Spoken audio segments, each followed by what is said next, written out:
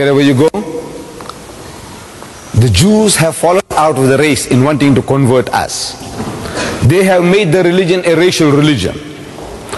The only thing they want from us is to accept the rights to Palestine, that rob our brethren of the country of Palestine and give it to the Jews. They will be satisfied with us. They do not want to convert anybody into their faith. Their faith is now a racial religion. You have to be born a Jew to be a Jew.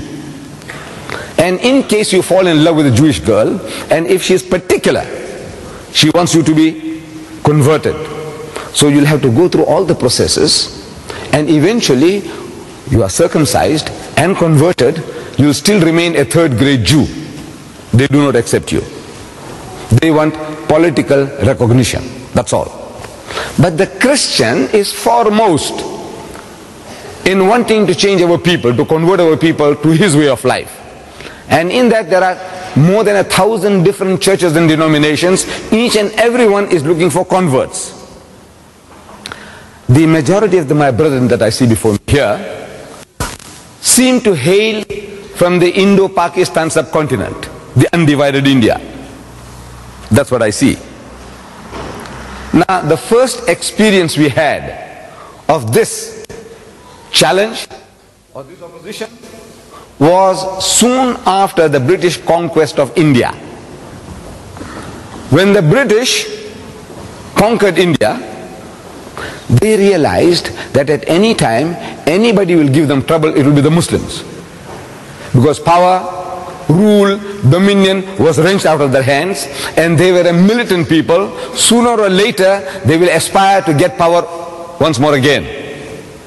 So if they can convert the Muslims, if they can change them to accept Christianity, teach them to turn the other cheek, as their Lord Jesus had told them, that if they strike you on the right cheek, give them the other. Teach the Indian people, the Indian Muslims, to turn the other cheek, then you can rule India for 1,000 years. From the Hindus of the time, they had no fear, because they were as docile, sheepish as the cows that they were worshipping. No fear from them. It was the Muslim who was a danger.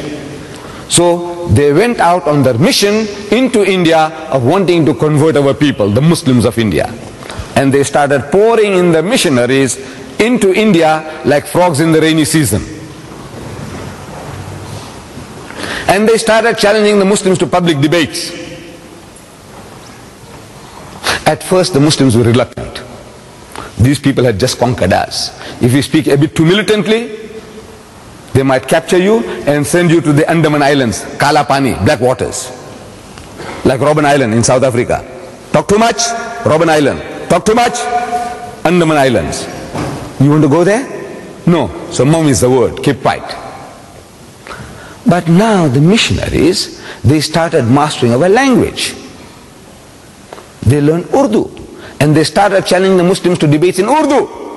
At first the alims had a good excuse that we don't know their language.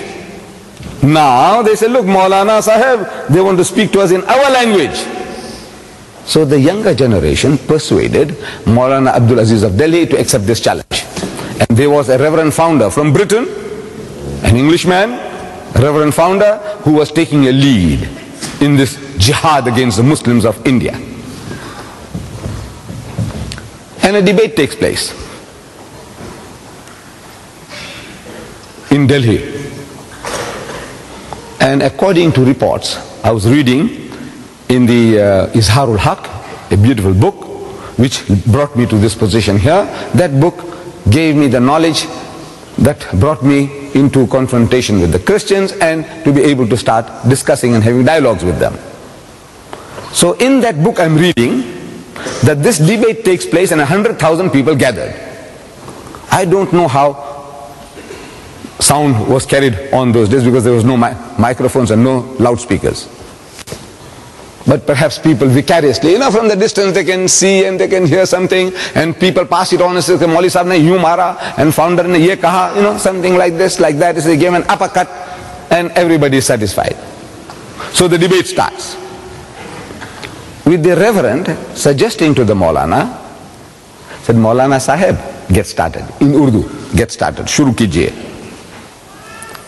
So the Maulana responded that, you see, you are our elder brother. Christianity preceded Islam by 600 years. As such, you are 600 years our senior. And according to our culture, you have the first preference. Secondly, you are our guest. You are our guest. No doubt an unwelcome guest, but a guest at that. And according to our culture, you have the first preference. So the Reverend Founder was forced to start the debate. And he started with a question. It was all worked out. In Urdu, said, Maulana Sahib, respected Maulana, where is your Prophet Muhammad now, this moment? Where is he? So the Maulana thought for a moment and he said that he is in Jannatul Firdaus, heavenly bliss with Allah Bari Ta'ala. Out of that answer came the second question. Said, all right, Maulana Sahib, tell us, where was he when his grandson Hussein was martyred at Karbala? Where was he then? See, the Maulana again thought for a moment and he said he was still in Jannatul Firdaus, heavenly bliss with Allah Bari Ta'ala. Out of that answer came the third question. It was all worked out, prepared. Said, all right, tell us now, Maulana Sahib, that if your Prophet was with his Allah in heaven, when his grandson Hussein was being butchered, martyred at Karbala, didn't he ask his Allah for help?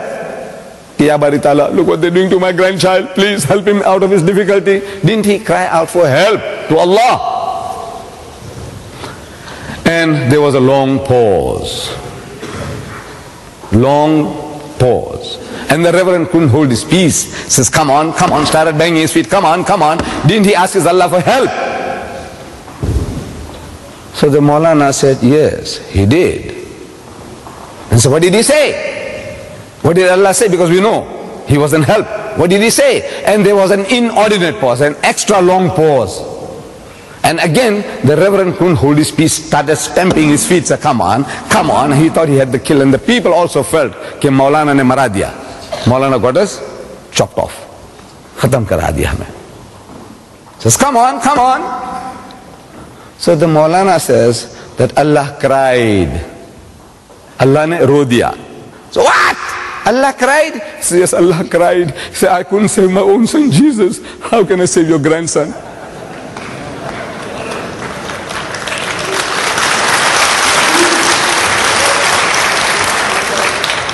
And the debate was over.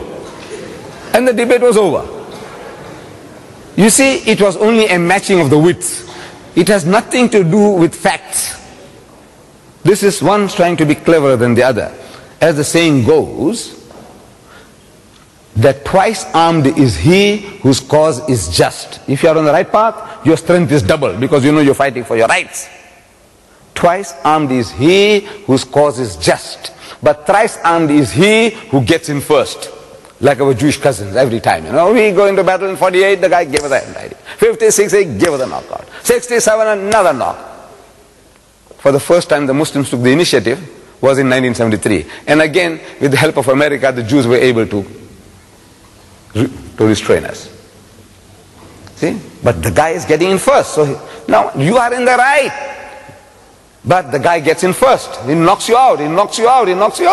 So the Reverend was knocked out. The debate was over.